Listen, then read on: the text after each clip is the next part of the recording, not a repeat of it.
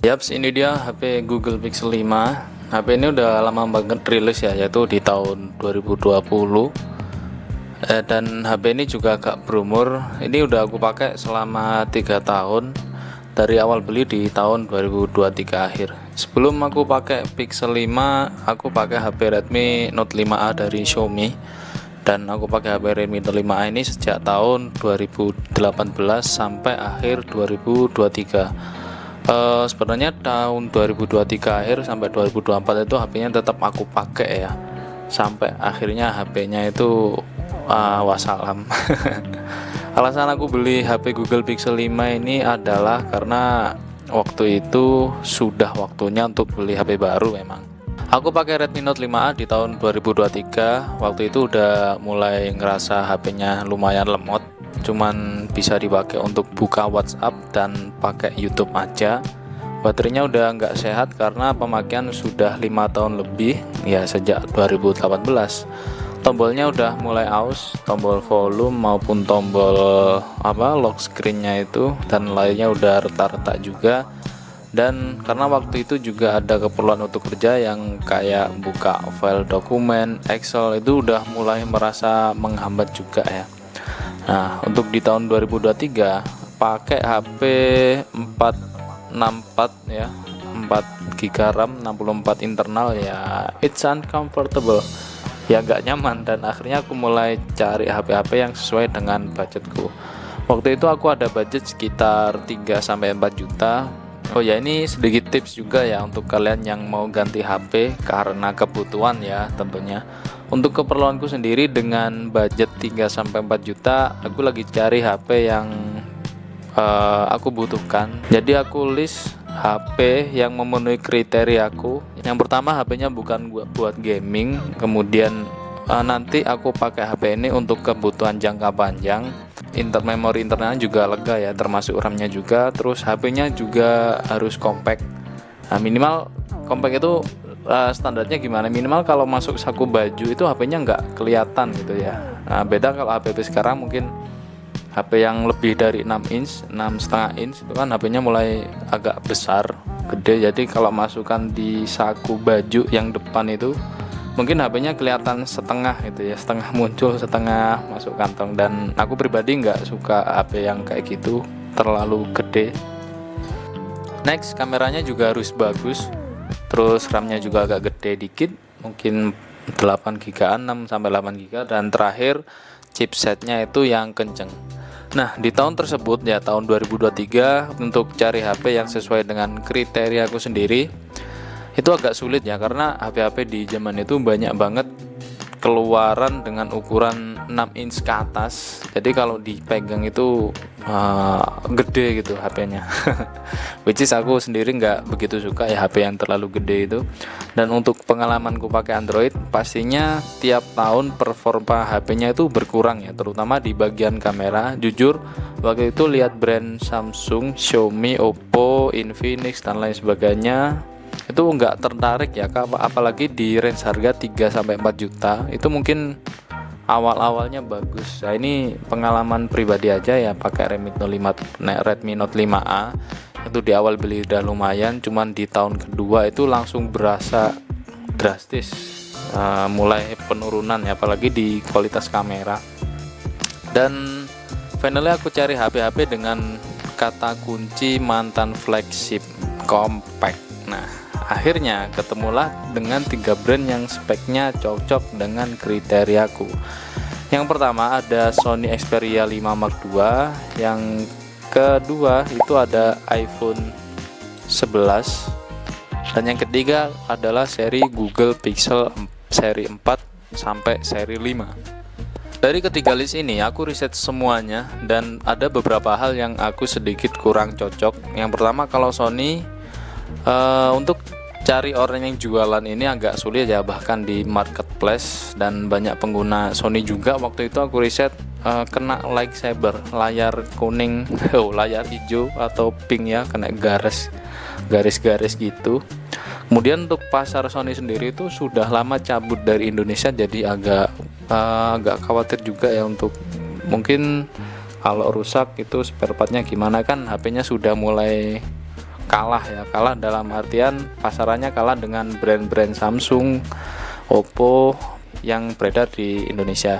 Yang kedua, untuk iPhone itu harganya masih pricey banget, dan ya namanya iPhone ya, itu iPhone 11 itu speknya sudah sangat lumayan menurutku. Yang untuk kebutuhanku waktu itu cuma buat WhatsApp, scroll sosmed aja, jarang gaming, apalagi hampir nggak, kebutuhanku bukan ke sana. Dan juga baterainya yang kapasitasnya kecil gitu untuk iPhone. Waktu itu budgetku masih 3-4 juta untuk HP iPhone, mungkin harganya di 6 juta ke atas waktu itu. Dan yang terakhir itu ada seri Pixel ya, nemu Pixel seri 4 sampai seri 5. Nah, itu tentu ada perbedaan spek dari seri 4, terutama 4 sampai 4A 5G. Seri 4 sama 4A 5G ada perbedaan spek di bagian chipset, itu emang lebih unggul di Pixel 4. Cuman untuk kamera di 4A 5G itu sudah ada wide angle ya, kamera wide-nya, dan juga ada main kameranya. Cuman di Pixel 4A 5G itu nggak bisa telefoto. Nah, sedangkan di Pixel 4 itu kalau nggak salah dia bisa telefoto. Jadi dia zoomnya itu, gambarnya itu lebih jelas ya daripada 4A 5G. Cuman dia cuma ada satu kamera aja. Dan untuk baterai lebih better di 4A 5G ya, untuk kapasitasnya yang lebih gede. Dan untuk seri Pixel 5 ini chipsetnya sama dengan Pixel 4A 5G. Untuk layar emang lebih enak di Pixel 5 ya, karena layarnya OLED. Terus RAM-nya untuk seri 5 ini lebih gede dari seri sebelumnya. Fiturnya juga banyak di up di Pixel 5, misal ada wireless charging juga. Kalau di Pixel 4A 5G dia nggak bisa. Dan yang enak itu adalah HP Pixel 5 ini sesuai dengan kebutuhan saya. HP-nya kecil, compact, kameranya bagus, baterainya lumayan. Untuk unit baru memang 4000 sekian mAh.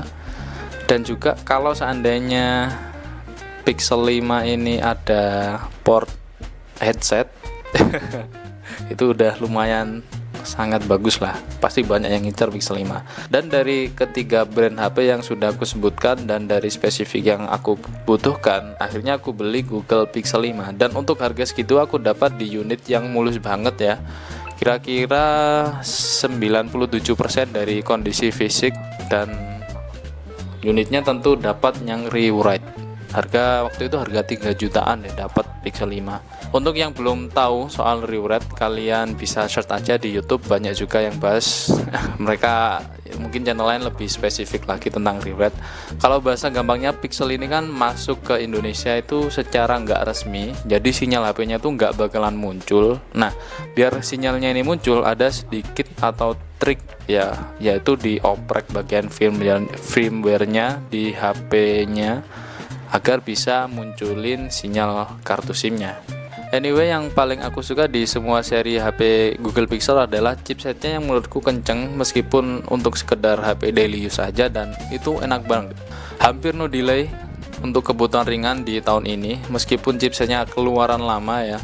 Mungkin dari kalian ada yang pakai seri Pixel 5 ke bawah, silahkan komen bagaimana feel-nya pakai Google Pixel dari seri awal sampai yang sekarang kalau HP-nya itu masih belum rusak. Di HP Pixel 5 yang aku pakai ini dia pakai chipset Snapdragon 765G daripada seri sebelumnya yang pakai Snapdragon 800 series. Untuk seri 800 series kalau nggak salah emang performanya itu lebih unggul daripada 765G ya. Itu lebih unggul baik di CPU-nya, GPU, record video, bahkan untuk gaming daripada 765G. Alasan kenapa kok nggak dipasang chipset Snapdragon di Snapdragon 800 series di Pixel 5 itu, menurutku ya Google ini menjual Pixel 5 bukan sebagai HP gaming. Nah, emang Google ini terkenal dia menjual hasil gambar khas Google dengan processing gambar yang bagus ya, dari support dari chipsetnya juga. Kemudian fokus di Pixel 5 ini fokus di efisiensi dayanya, jadi nggak begitu boros gitu ya daripada seri 800 series. Ya emang wajar aja sih kalau HP sekecil ini, sekompak ini dipasang Snapdragon 765G daripada Snapdragon series ya.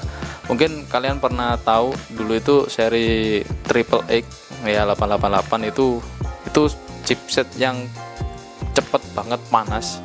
Performanya memang unggul banget gitu ya untuk gaming, apalagi cuman ya minusnya itu pemakaiannya lebih geber gitu ya. Jadi gampang overheat. Yang aku suka juga di Google Pixel 5 ini adalah user interface-nya atau UI-nya. Sejak pertama kali pakai Google Pixel, menurutku UI Google Pixel ini yang paling enak ya daripada HP lain. Bahkan menurutku lebih enak daripada iPhone atau One UI dari Samsung. Tuh tampilannya sederhana banget. Dan yang unik dari UI Pixel ini adalah ketika kita ganti nih warna tema wallpaper dari HP-nya nih, itu langsung warna tema dari UI-nya itu juga ngikut menyesuaikan dari warna wallpaper HP-nya. Wah, itu unik banget sih. Kalau kita ganti pink, otomatis tema dari handphonenya ini langsung menyesuaikan juga gitu. Dan yang paling aku suka juga adalah di UI Pixel itu nggak ada iklan sama sekali. One of the best values Pixel adalah menurutku ya, ini HP Android yang paling bersih, nggak ada iklan sama sekali. Terus fitur yang paling aku suka juga di Pixel 5 adalah fitur penghemat baterainya. Ya memang untuk HP-HP sekarang mungkin udah banyak nih fitur ini, cuman di Pixel 5 ini ada dua tipe penghemat baterai ya untuk di versi Android 14. Untuk seri 6 ke atas saya kurang paham, jadi bisa kalian cek di video reviewer lain. Kalau fitur penghemat baterai di Pixel 5 ini nyala, dia tuh ada dua opsi ya. Yang pertama ada penghemat baterai standar, ada penghemat baterai super. Nah, untuk yang penghemat baterai standar, dia tuh cuma membatasi efek visual dan aktivasi latar belakang dari aplikasi. Misal update aplikasi nih. Terus kalau latar tema HP-nya itu terang, dia dijadikan gelap gitu. Nah, sedangkan untuk yang penghemat baterai super, ini yang super yaitu mencakup semua perubahan di penghemat baterai standar dan untuk jeda aplikasi yang nggak penting serta notifnya. Dan untuk kebutuhanku sendiri di penghemat baterai super ini, kalau kalian buka nih ya, kalian klik di bagian aplikasi itu, kalian bisa pilih nih ketika penghemat baterainya aktif, kalian bisa pilih aplikasi-aplikasi yang menurut kalian itu tetap aktif meskipun penghemat baterai super ini nyala. Jadi untuk kebutuhanku sendiri ya, cuman sekedar sosmed sama balas WhatsApp aja untuk kebutuhan kerja. Fitur ini ngebantu banget buat batasi aplikasi yang nggak kepake. Misal lagi kerja nih, masa kita sosmedan gitu, notif sosmed kan nggak penting ya. Karena untukku pribadi sosmed itu untuk hiburan. Dan aku bisa pilih nih mana aplikasi yang aku butuhkan aja. Tapi emang jujur sih, fitur ini ngebantu banget untuk hemat baterai dan kuota ya, karena emang aplikasi yang aku perlukan cuma beberapa aja. Jadi fitur ini sering banget aku pakainya. Untuk aktivasi fitur ini bisa kalian adjust ya, bisa kalian setting di sekian persen baterainya, kapasitas baterainya mungkin dari 100. Ini kalau aku pribadi pakai di 75%, fitur ini nanti akan nyala sendiri. Jadi nih misal baterainya sudah 76 nih, 75 itu penghemat baterai supernya nanti aktif sendiri, dan aplikasi yang aku pilih itu akan tetap aktif daripada aplikasi yang lain yang memang gak aku butuhkan sama sekali. Oke, mungkin cukup itu saja beberapa fitur yang aku suka di Google Pixel. Ini berdasarkan pengalamanku sendiri selama 3 tahun ya, kurang lebih dari 2023 sampai 2026.